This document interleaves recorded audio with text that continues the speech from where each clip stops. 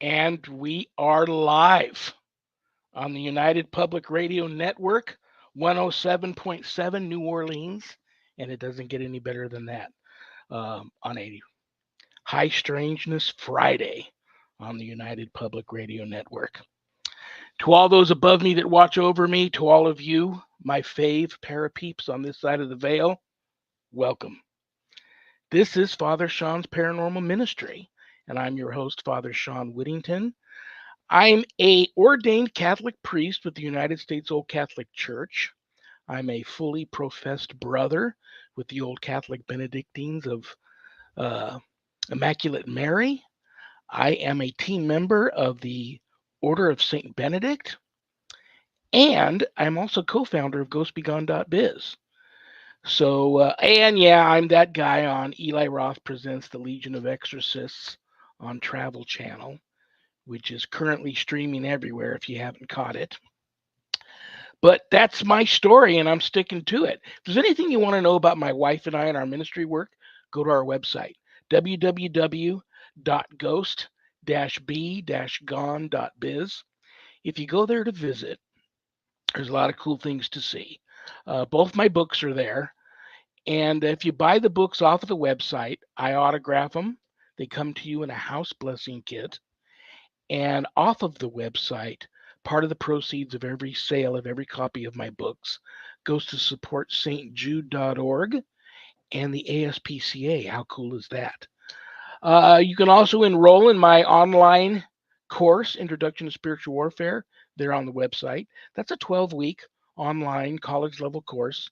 And it comes with a diploma for those that graduate. And I make sure everybody graduates. But there's also a place where you can make an appointment to speak with me about your spiritual issues. But most importantly, if you're there visiting on the website, remember that my wife and I don't charge for our ministry work, helping people with their paranormal issues. So if you happen to notice the donate button and you're able to do so, click on it and send my ministry in a small donation if you can.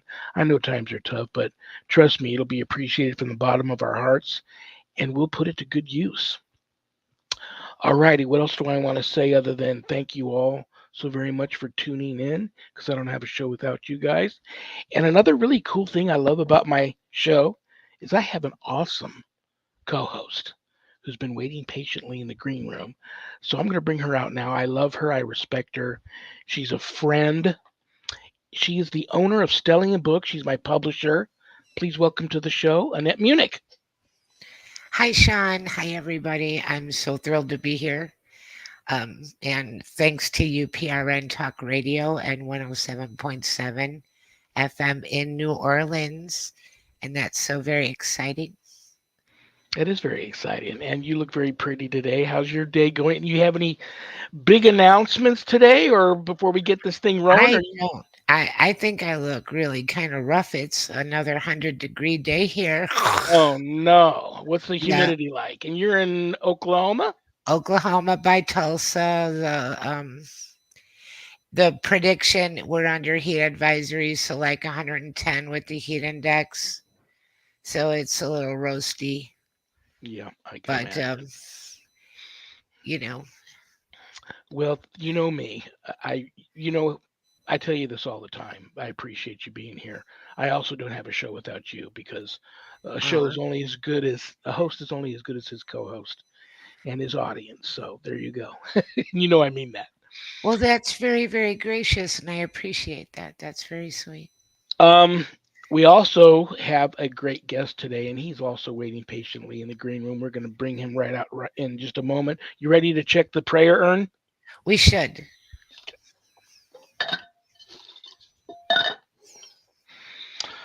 All right, what do we got here? We got Penny W from California. Hi, Penny. Hi, Penny. I just got married. Well, congratulations to, I think, my soulmate. Well, let's pray that you did, Penny. We both came from large families, and we would like to start a family of our own. Can you pray? That's interesting because our guest, we have two guests today. Right. And it's funny that this is about family. We would like to start a family of our own. Can you pray for my marriage. Oh my gosh, that's a And big. I love that so much because that's positive. We've been getting a lot of grim ones lately, very sad. And that's You just nice and upbeat and positive. And congratulations, Penny. yes, I've got a wonderful prayer. Are you ready to go? In the name of the Yeah. Father and of the Son and the Holy Spirit. Amen. Lord God, from you every family in heaven and on earth takes its name. Father, you are love and life. Through your Son, Jesus Christ, born of woman, and through the Holy Spirit, fountain of divine charity, grant that every family on earth may become, for each successive generation, a true shrine of love and life. Grant that your grace may guide the thoughts and actions of husbands and wives for the good of their families and of all the families in the world. Grant that the young may find in the family solid support for their human dignity and for their growth in truth and love. Grant that love, strengthened by the sacrament of marriage, may prove mightier than all the weaknesses and trials through which our families sometimes pass. Through the intercession of the Holy Family of Nazareth, grant that the Church may fruitfully carry out her worldwide mission in and through the family. Through Christ our Lord, who is the way, the truth, and the life, forever and ever. Amen. Amen. Congratulations, Penny. Please keep me posted. Send me a line, a message from time to time, letting me know how you and your soulmate and your family is coming along. I would appreciate that. All righty. Well, it is that time. He's been waiting patiently. Him and another one of his paranormal partners in crime, a new addition to his team, is they're waiting in the green room. So, um, when I first met him, I found him just such a cool dude. I asked him would he be on my show sometime. He said absolutely. So it's taken a little longer than I had hoped, but now I've got them. Hope you guys all have your passports ready because we're traveling to the UK. It's late on a Friday night there. So he is a paranormal enthusiast, a paranormal authority, um, a paranormal investigator.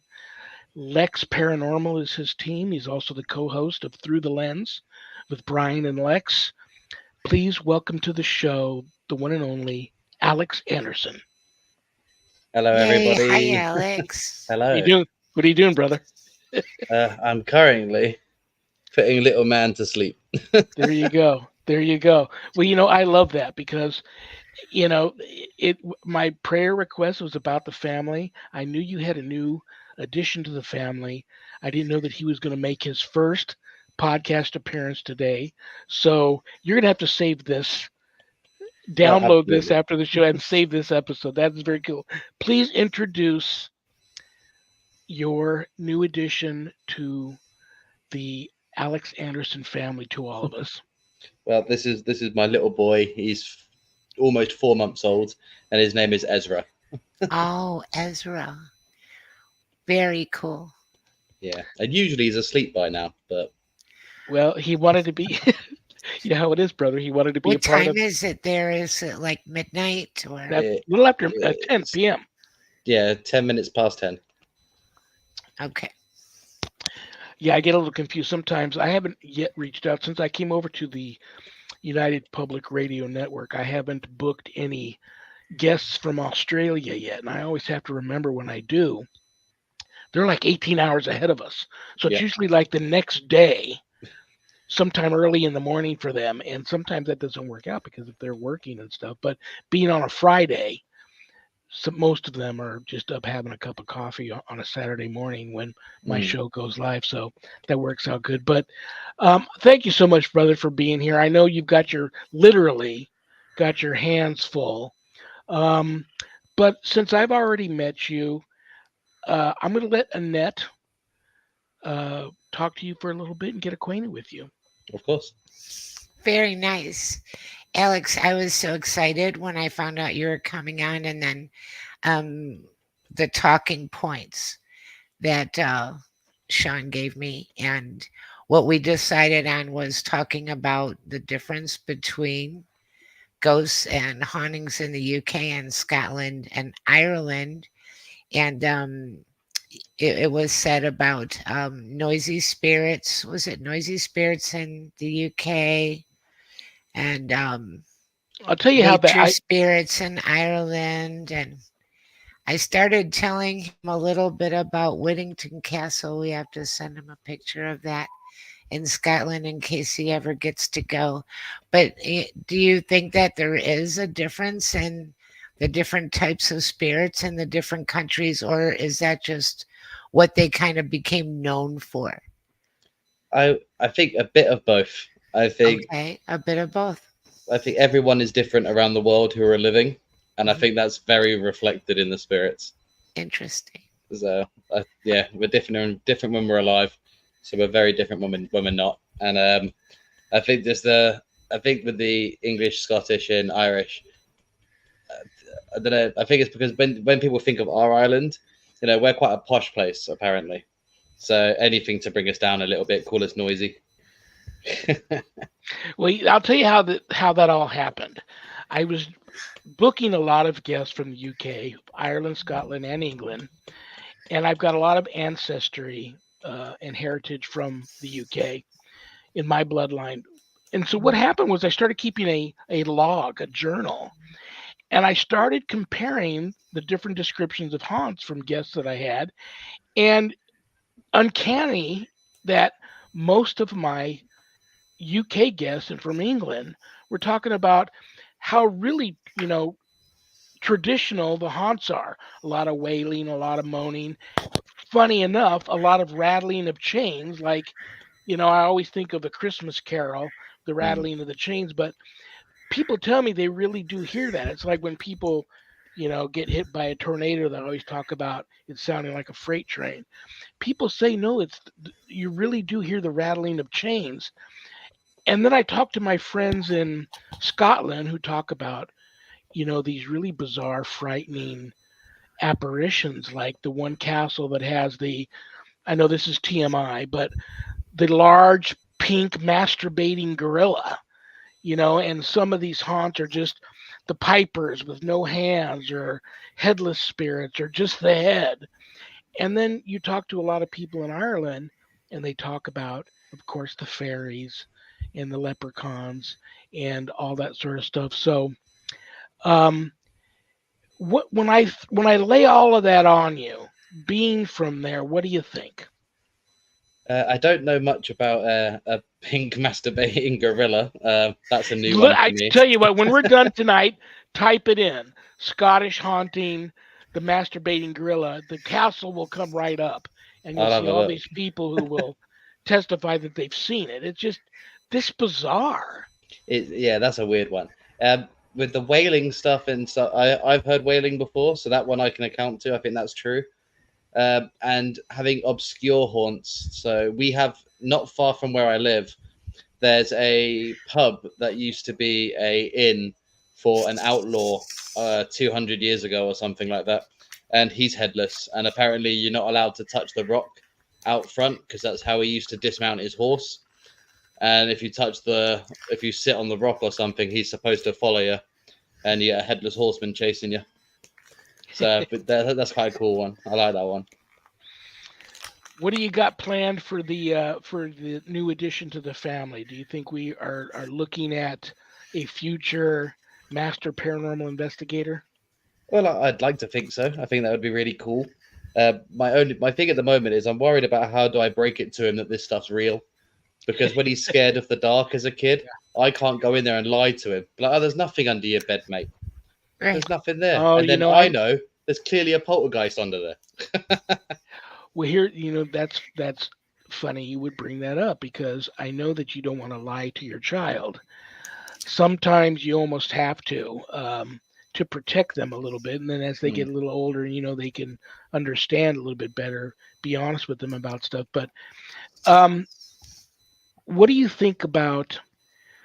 If your child comes to you and starts playing, let's say, with an imaginary friend, for Hmm. instance, how do you and you suspect that this imaginary friend is not imaginary but real, that your Hmm. child's the only one who can see it and possibly a spirit, how do you approach that? I don't think I approach it directly uh, to him until he's older. But I have a genuine belief that every imaginary friend a child has is a spirit, because it doesn't like it's a phenomenon that affects kids all over the world, and I don't think that's something that just I don't think kids have imaginations, yes, but to all have the same kind of thing going on, I think it's a bit strange. So I believe they are seeing spirits. I think they can see through the veil because their brains haven't shut that side of it off yet. So I think it would be to get as much description of the friend from him as I can, and over the years of him having this friend, try and see if I can pick up anything about him, and maybe when he's asleep, do some tests around the house and see if I can pick him up somewhere and stuff like that, and find out who he is. I always ask the boring questions. I'm going to let Annette have another crack at you. Well, I do think that, children, they're open and they're more physically attuned to energy. And we, over time, as we get older, we're sort of conditioned to get away from that. Mm. So I think that that's very common. Children seeing things, hearing things, imaginary friends, stuff like that. That's very common. I know that um, it scares a lot of parents because they're afraid it might be something, evil and not friendly at all. That does happen sometimes. So it's an area of concern. But when you were little, did you have any kind of psychic ability and sensitivity? Did you have anything that you saw or imaginary friends or anything like that? I definitely had an imaginary friend, and this is a really strange story. There, I remember, I have a really good memory, and I can remember back to one of the first houses that I lived in as a kid. And I remember every house I've lived in. I remember every room, every layout, every paint color, except for this one house, and it's slap bang in the middle of where I used to, where from where I live now, and my first house. So the fact I can remember the three before it makes this one strange. And this is the house that I had an imaginary friend in. His name was Blue. I remember that because he wore a blue hat.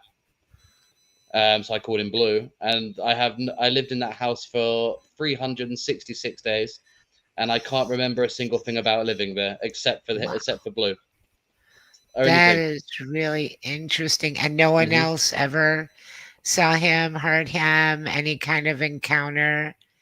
No, my parents. The most my parents got out of it was I used to make them make food for him because I genuinely believe there's a kid sat up opposite me on the table.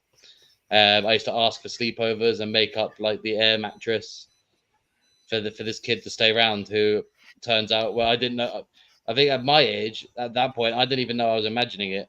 It was only like maybe 8 years later when I was moving into a different house that my mum told me about it, and I was like, no, he's real. I've got photos with him. So we dug out the family photos, and in every photo, I'm by myself. Did he tell you anything about himself or his history? If he did, I definitely don't remember it. Like I said, the only thing I remember about him was the fact he wore a blue hat, and that's why I call him Blue.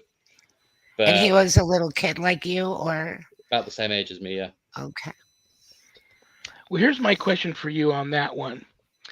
I get approached by a lot of people, families, mothers and fathers who are going through that very same thing with their child. Hmm. So here's the thing. Usually, spirits like that get attached. Like this Hmm. child spirit reached out to you because you guys were of the same age or in that same relative age group and you guys bonded. I'm surprised that child spirit didn't attach to you and follow you when you moved.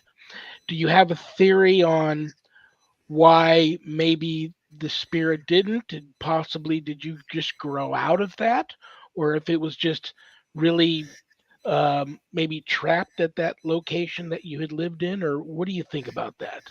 So I've got three kind of ideas for it. So the first one is like you said, it's trapped there, and it just couldn't follow me, and that's an easy one. One of my other ones is that I think it did follow me, and it only recently reappeared last year. We had a moment in my the flat that I live in, the apartment I live in now. It's a brand new building site, and there's no history of anything bad ever happening on this land or anything like that. I've looked into it, and I was doing an episode of Through the Lens, and I kept seeing a shadow figure walking around the building, and I kept thinking my partner was home, so I kind of ignored it, and then I found out she wasn't home. All my appliances in the kitchen turned on at once when I addressed it, so I left a voice recorder in my bedroom, and then I came and laid out here, and I just recorded for 10 minutes, and you can hear someone walking around my room, and rustling papers and moving stuff. So that was a strange one. And then a day later, I came in here. This is my living room, and I've got a big patio window behind me here. And as I came in the room, I looked out the window and I could see the reflection of a child stood behind me. Oh, So, and it was wearing a hat, but I couldn't see the color. But it was a kid wearing a hat, and so I don't know if he did follow me and he's just randomly showing up now, or the other thing I think he did, if he didn't follow me, I think whatever happened in that house, he protected me from it, and that's why I don't remember the house. Interesting. Very interesting. So you're not throwing out the possibility that maybe it is Blue, who is you kind of just really haven't realized he's been around all this time, and now he's resurfacing. How old did you say your child was? He's just under 4 months. When did this happen? What Before your month are we in child was now? born? Oh yeah, a long time. About 6 or 7 months before that. Very interesting. I wonder if there's some type of weird, bizarre connection there. Um, Here's a fun thing. He has a habit of he stares into one spot in his bedroom, and he laughs and giggles and talk as if he's talking to somebody. And my partner was a little bit freaked out by it the other day, and I said to her, I was like, "Well, it's probably a family member. Maybe yeah. someone swung by to visit." But it could be uh, Blue. I don't know. okay. Blue is harmless Hmm. and knew that your newborn was on the way. He knew that your partner was pregnant and were going to be. And there's I'm just got this feeling there's some type of connection there. You got to keep me posted on that. I'd be very interested to know what's going on with that. Now it's like I think about. Um, I'll let Annette chime in on this too.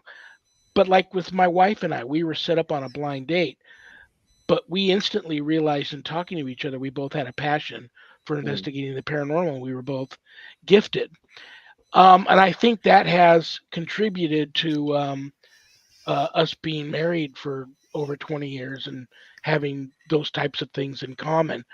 I know that you mentioned your partner was a little freaked out about this. Where does she stand on this whole crazy thing that the three of us are into, this paranormal craze? She's really into it. She's been on a couple of investigations with me. Unfortunately, she got something tried to choke her or was putting Ooh. pressure on the side of her neck. So since then, she's never come back out with us. But she believes in it. She loves watching all the videos and stuff. Like she goes through and tries to find videos on YouTube that aren't fake and stuff like that. So she's a really big fan of it. I just don't think she likes being in the middle of it. So she likes to observe, I think, more than participate. And she's worried about what I bring home now, obviously. But How do you determine when is too young? Um, when do you, in your mind's eye, think would be too young or an all right age if your child shows an interest in this field to take them on investigations? uh, I think it would depend on the location where I'm going. If it's somewhere I've been before that I know is non-negative, and every time I've gone there, it's just been positive, positive, positive. I think I could do that from the age of 10. But if it's to go anywhere, any outdoor areas, I think he'd have to be 15, 16, especially woods, because it's a lot scarier, a lot dangerous. And I think any old-fashioned buildings that are falling down around you, he'd have to be around 16 years old as well. So I think it's very location dependent and what you're investigating dependent as well. I think prior knowledge of being there is really important at that point. Annette can tell you some crazy things that have happened to her because she has edited and published a lot of paranormal books, Mm, and she's experienced a lot of paranormal activity in her office and in her home while working on these books, which I find amazing. mm, I'm the first one to admit I know nothing. I'm not an expert. I don't have all the answers. In my humble opinion, I don't think anybody does, and I don't think anybody ever really will. no, Those that believe believe, and those that don't. I still am of the. I'm in the camp with the people that feel what it is we do is a spiritual journey, and hmm it'll always be. Um, and I'll let Annette take over there after talking a little bit about some of her experiences, but on the expert stuff. Well, I don't think I'm an expert either. I got involved in all of this just because I was curious about the things that were happening to me because I started having experiences as a teenager, and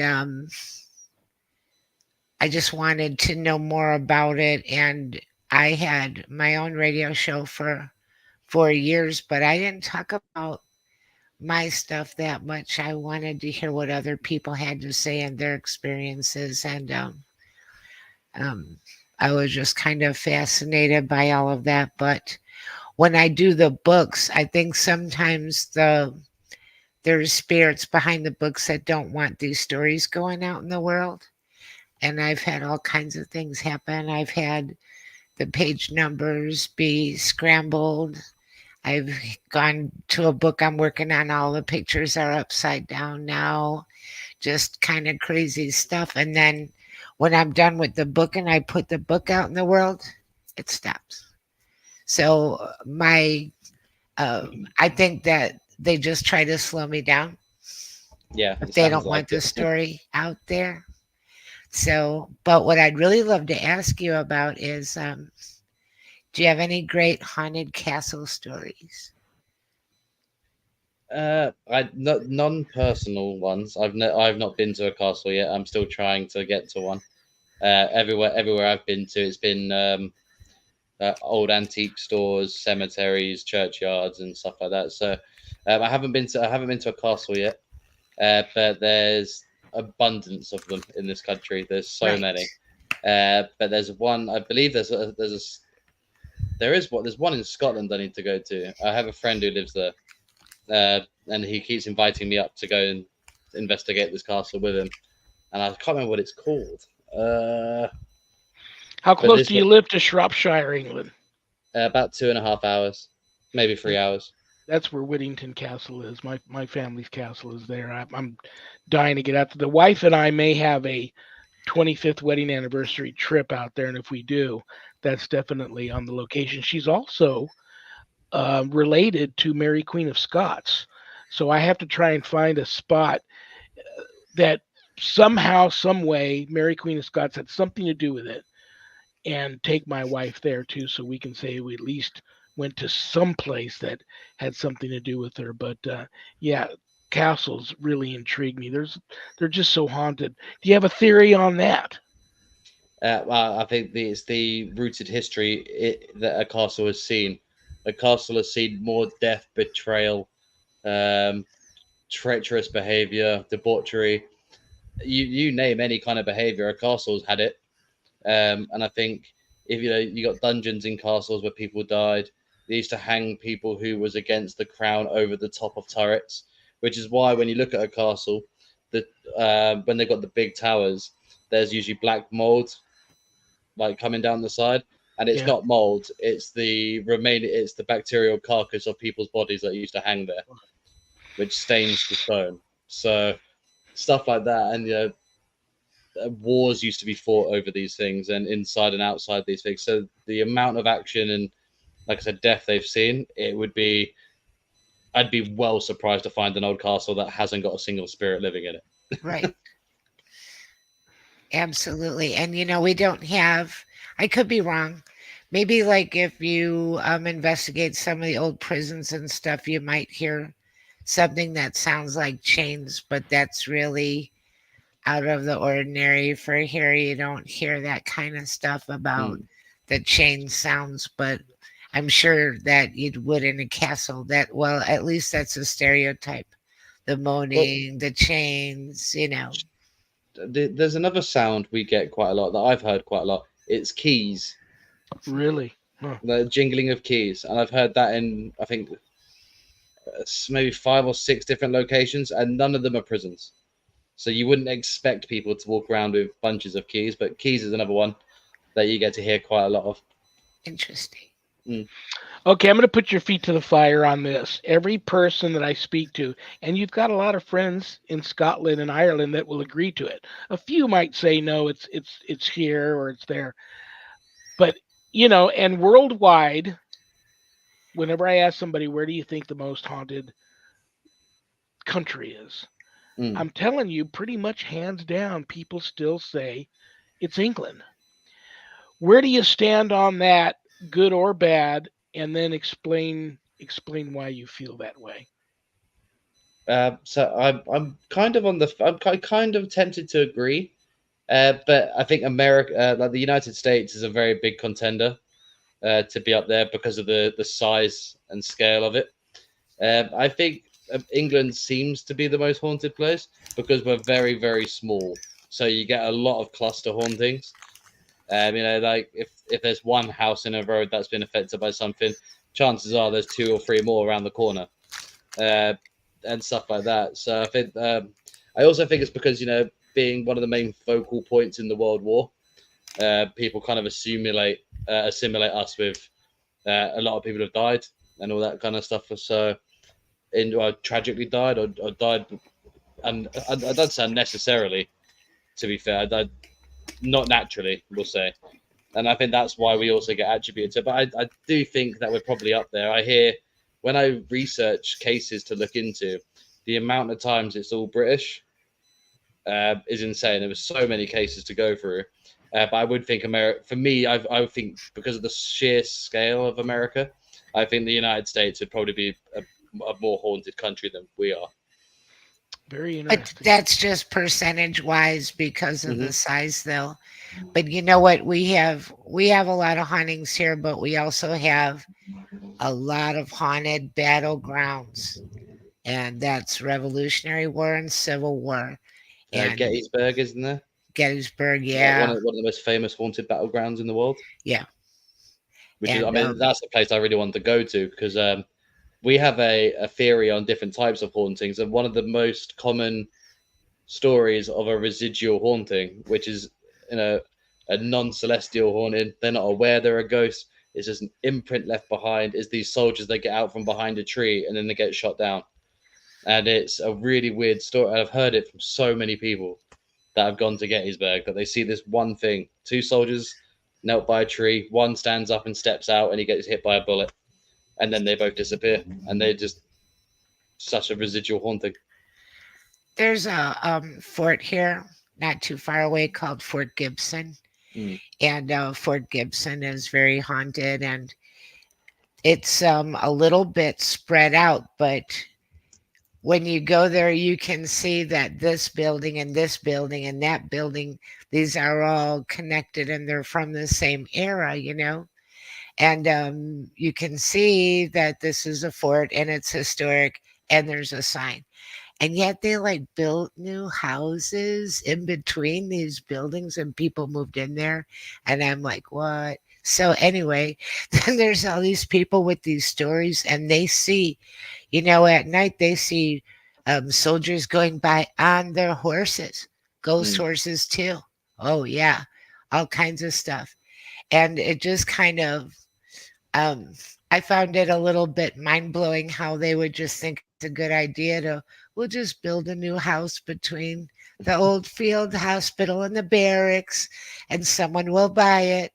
And somebody did. Like, you could just look at this place and be like, There's a strange allure for people that want to buy properties that are going to have some sort of thing going on in them.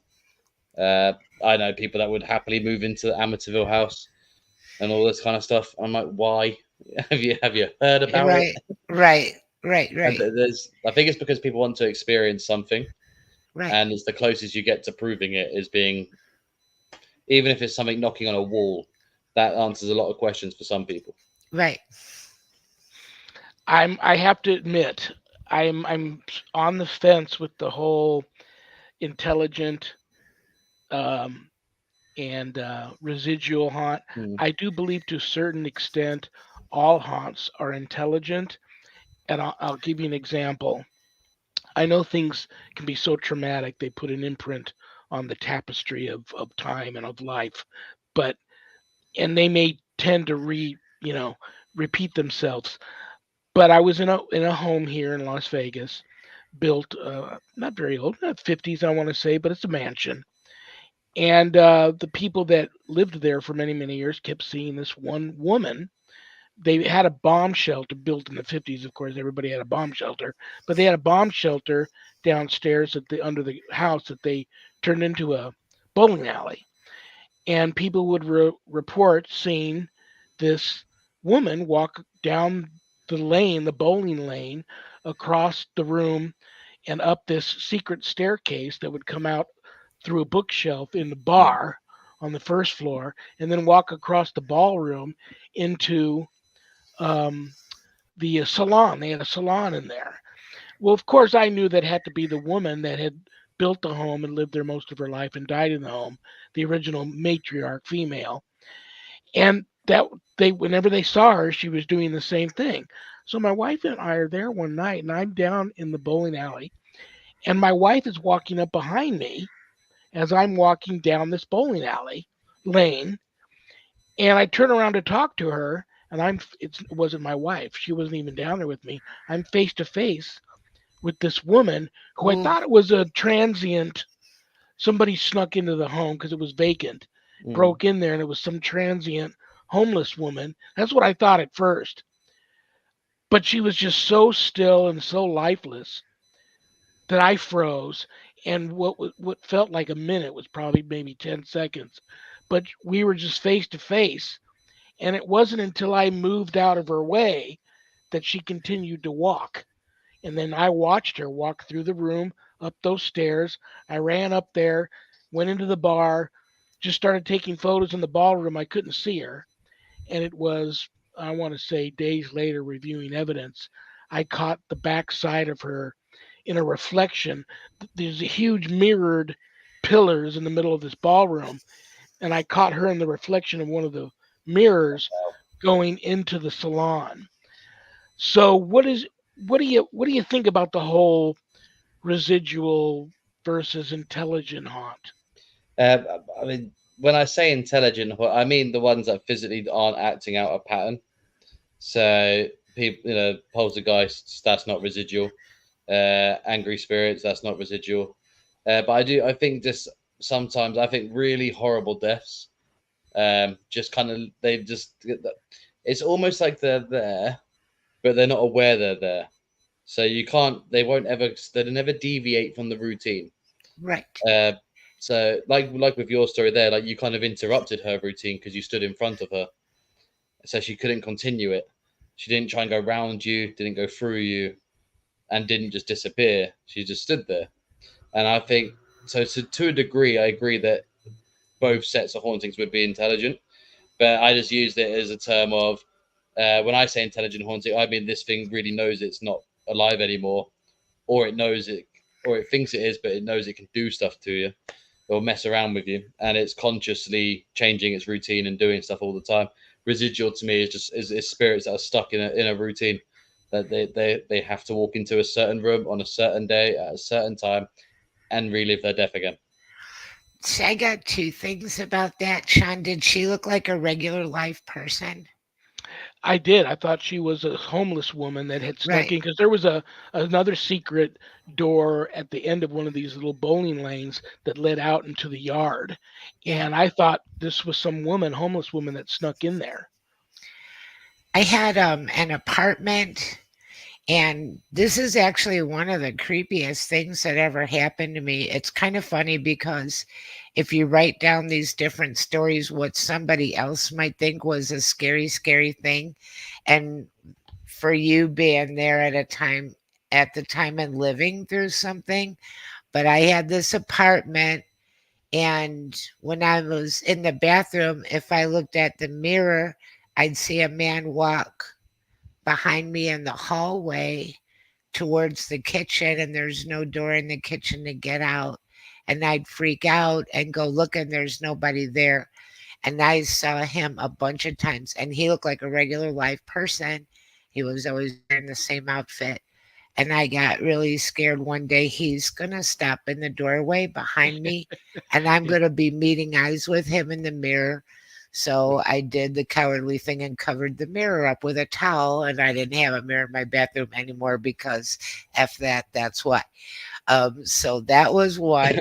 And then my girlfriend, she had for a period of time, she had a spirit in her house when she was a child that would, at the same time every night, jiggle the doorknob to the basement and start doing things. And it was very much on, it would only happen between this time and this time, then it was over. And then it just stopped one day. Hmm. Well, listen, brother, I know that when you and I first met, I think I was on Through the Lens, a matter of fact, Yes, with you were. you and Yes. Bryan. And Mhm. you had mentioned, you told me briefly about an experience you had. And I want people want to know, people reached out to me this week and want to know if you're still doing Through the Lens. And they want to know, I want you to make sure you let everybody know about Lex Paranormal on YouTube. And then if we have time, and yeah, we got a little over 5 minutes. Some of your fans and followers reached out to me this week and said, have him tell you about that experience he had. And I'm not sure what they're talking about. Maybe it's something that maybe it was something that happened to you that got you into this Mhm. field of paranormal research, or something you've talked about on Through the Lens. And it might have been the one you and I spoke about when we first met. Mm. But share that with us if you could. Which bit do you want me to do first? Do you want me to address the other two things or do Go this for bit? it. Whatever you want, brother. Well, for the through the lens question, at the moment I'm not on through the lens, but that is because this guy's kind of taken up all my time. This and being the primary worker for the house, so I don't have a lot of time to do it at the moment. I do check in with Bryan every now and then. He's all good. I'm good. So is eventually, yes, I'll be back. Hopefully, Bryan will still be back with me. But at the moment, through the lens, I think it's on a little hiatus for the time being. Uh, Lex Paranormal is just my YouTube channel name. If you'd like to go and look at the investigations I do on there, the actual show that I call it is called Capture the Unknown. Uh, Second season's being edited at the moment. The most recent video is a year old because it's editing took me a long time. So I did a tour around the UK with Bryan, and that's why the videos are taking forever because we've got so much footage to go through. Oh, wow. Yeah, we did 14 locations in 14 days, so quite a hefty amount of traveling. Holy So cow. part one of the videos is already up on my channel. And if you want to have a look at that, it's quite good. And that's on Lex Paranormal on YouTube? Lex Paranormal on YouTube. Very cool. Very cool. Um, and then there's some fun stuff on there. I react to Nuke's top five. I talk about fake people and how they're doing it. I'm a big bag of paranormal bunch. Uh, I've even got a video on there where nothing paranormal happened at all, because I still think that posting no evidence is still evidence to me. Absolutely. Absolutely. Um, of whatever I was doing in that video, nothing was there. I'm still going to show everybody that nothing was there. So I'm authentic. I like to think I'm authentic. So far, still doing it. I don't care about this YouTube money rubbish. I'm not going to start faking it for anything. Um, but that's the channel, and the experience I believe everyone's referring to is what I do think is the one that we likely spoke about. For when I was 17 years old, I was not a believer in the paranormal whatsoever. I thought when you die, you die, you're done, kapoosh. Yeah, you're here for a short time. You're all good. But I was very into urban exploration with a group of my friends, and we used to break into abandoned buildings and take lovely photos of them and stuff. And we found out there was a place not far from our home near a theme park called West Park Asylum, and we heard they were tearing it down and half the building was still standing. So we were like, yeah, let's go in there, get some photos. And I was like, well, maybe I can get a souvenir for it. It'd be quite fun. So we went down. There's four of us, I believe there were. Then the building that security was at and the builders was about 10 minutes down the road this way because it's quite a big complex. So we had this one L-shaped stretch. And when we first walked in there, it's a creepy place because you find, when you know it's an asylum, but also there's a children's ward, it's a very creepy feeling when you walk in there. Uh, but yeah, we walked through. I found the letter that was meant to be sent to a child's, I think a patient's family about the death of a patient in the facility.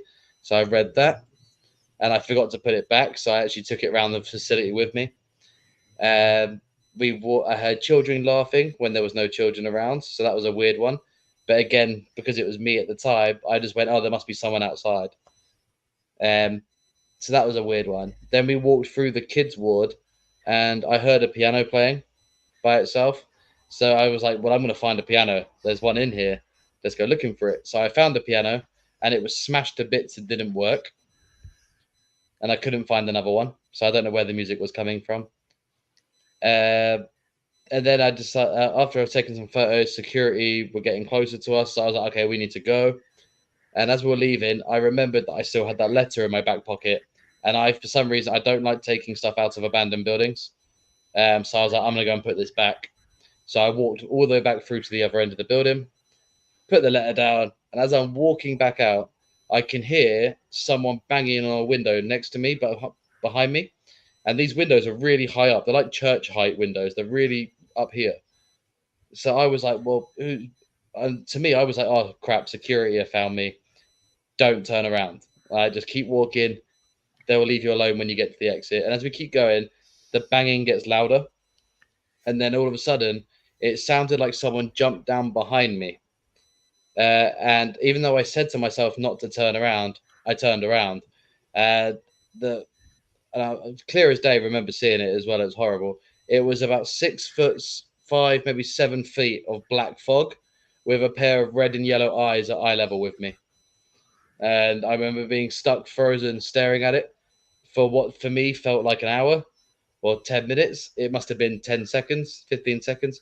I turned around, I dropped the letter on the floor, and I bolted out of that building as fast as I possibly could. And I ran past my friends. I ran all the way down to the train station, and for 10 years, I never told anyone what I saw. I just spent 10 years researching the paranormal. What a story. Mm-hmm. Ooh. It's funny how some of these apparitions you see, um, it's almost, for lack of a better explanation, it's almost like time stops for a moment. Mm, You're in this void of like just you know ex- just in the experience in the moment, and you're a little freaked out. I'm the first one to admit I still get freaked out when I see certain things. mm, You can't help it. It's a human nature, human response. How do you, now that you've got the newborn mm-hmm. and you've got uh, your partner that you live with, how do you what do you do to prevent anything from attaching to you and following you home from these locations? Well, so far I've not been out since he's been born, so that's a good preventative measure not to do it. So Yeah. that's stage one. But other things I do is primarily what I did before in investigations. I wear a protection pendant that is made of solid brass, and I get it blessed by priests before I do any investigations. So I have that, but I also have another one that once a month gets blessed, and it hangs above his bed, and Oh, it's that's meant to great. protect the room. So I do that. Um, I'm not much of a crystal guy. I get people who love crystals. I don't kind of get them, but they're pretty. But I remember I can't remember what the crystal's called, but it was on a bracelet of mine, and it took a hit, and it broke, and I got told not to throw the pieces away. They said to put it in the corner of the room, and it will protect the room. So it's in the corner of his room. But Very if I cool. was to ever go out and do something again, I would consult with the people of my church and speak to them.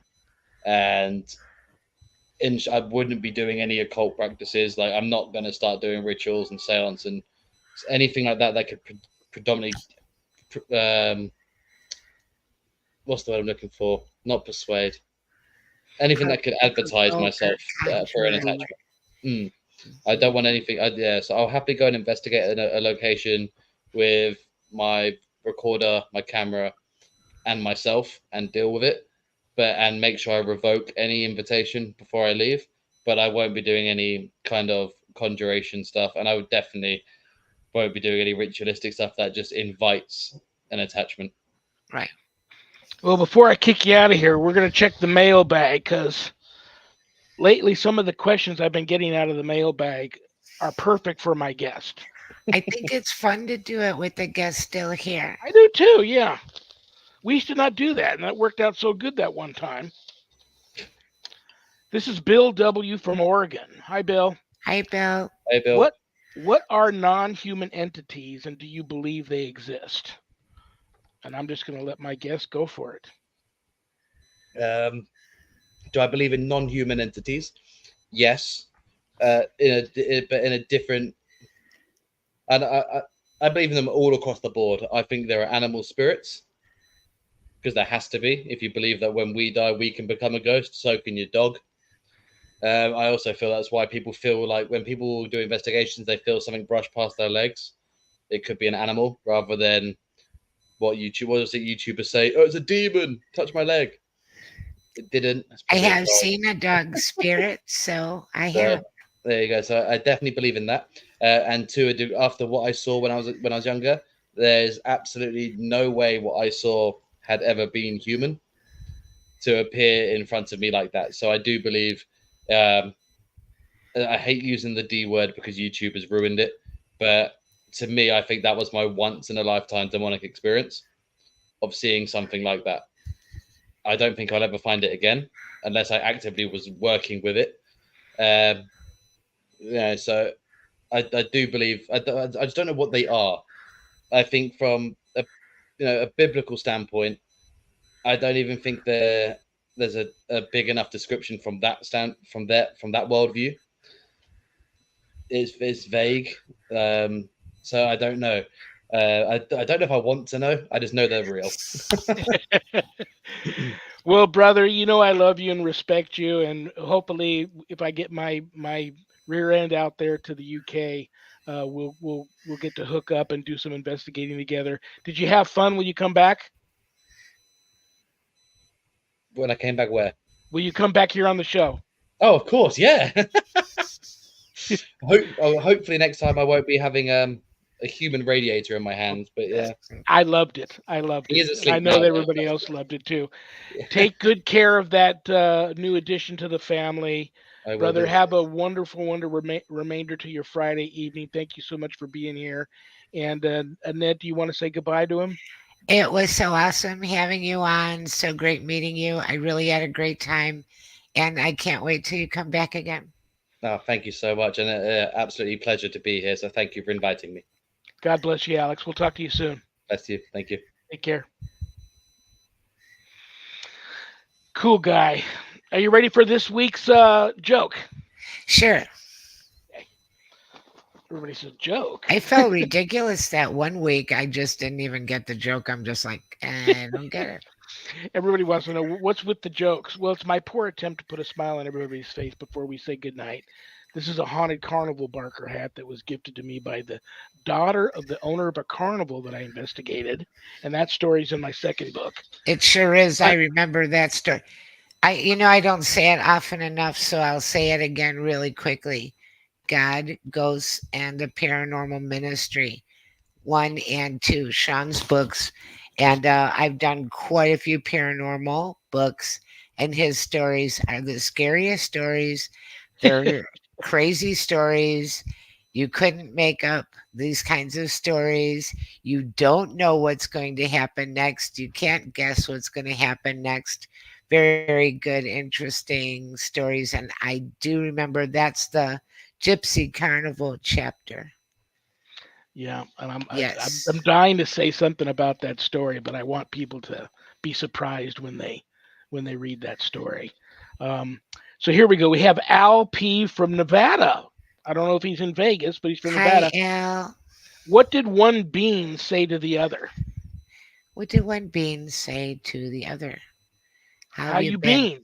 been? I guessed it. How you been? Okay, that's no fair. I'm going to pull another one. Oh no, Yeah, I I got to made pull it another not one. count. Oh Oh, no. that's cool. I want to pull another one though. Okay, what do we got? Okay.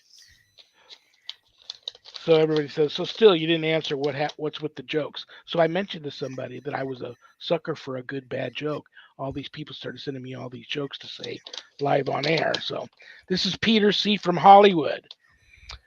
Hi, All Peter. men all men should make coffee for their women. It says it right in the Bible. Hebrews.